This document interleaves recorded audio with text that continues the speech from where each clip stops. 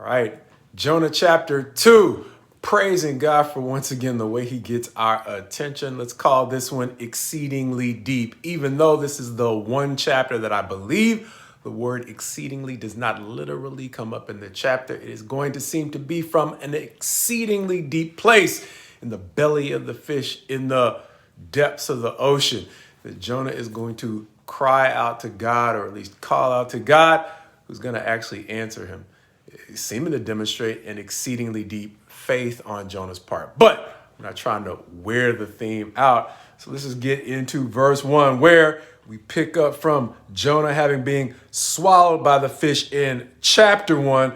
Verse 1 of chapter 2 is going to say, "Then Jonah prayed to the Lord his God from the belly of the fish, saying," a lot of things that actually, as we mentioned, demonstrate out of all the knocks on Jonah, a faith that's a lot better than mine, flat out, because he is praying similar to what we see God observing or doing a book ago in Obadiah and in other prophets, where he is calling things that do not yet exist as if they already have happened. Jonah's perspective from the belly of the fish is going to be that he is going to live on and that God is going to deliver him in spite of his attempts to run from God. But pick it up, he's going to say, out of the belly of Sheol, further along, in verse 2 of chapter 2.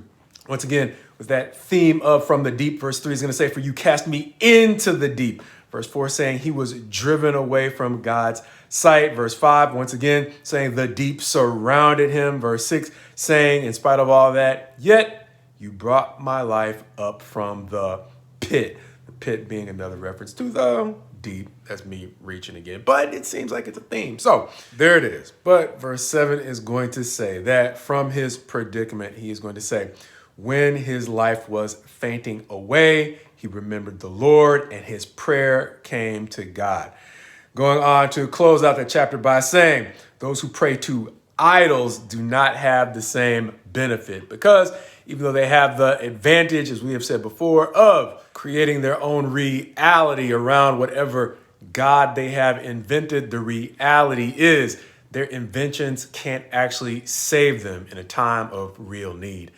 Understanding that, Jonah's confidence comes in the fact that God can save him, and God eventually does save him.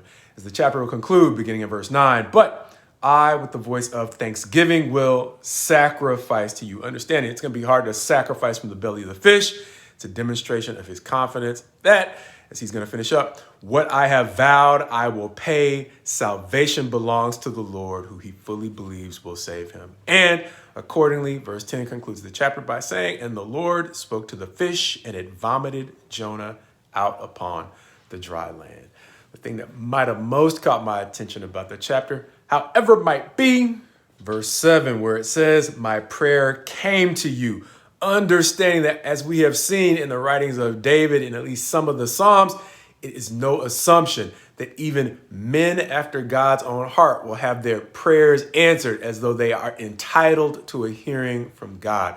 We see again Jonah acknowledging that as he was trying to run from God, he was not entitled to have God hear him in his time of need.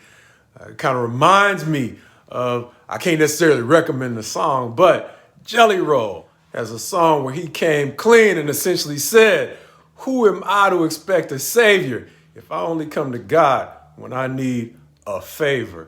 That's the edited version, but I think that gets the point across, reminding me again of the point that caught my attention, where men like David and Jonah and even Jelly Roll acknowledge that more important than God getting our attention may be whether or not we are being honest enough with ourselves and with God to get his attention when we need a favor.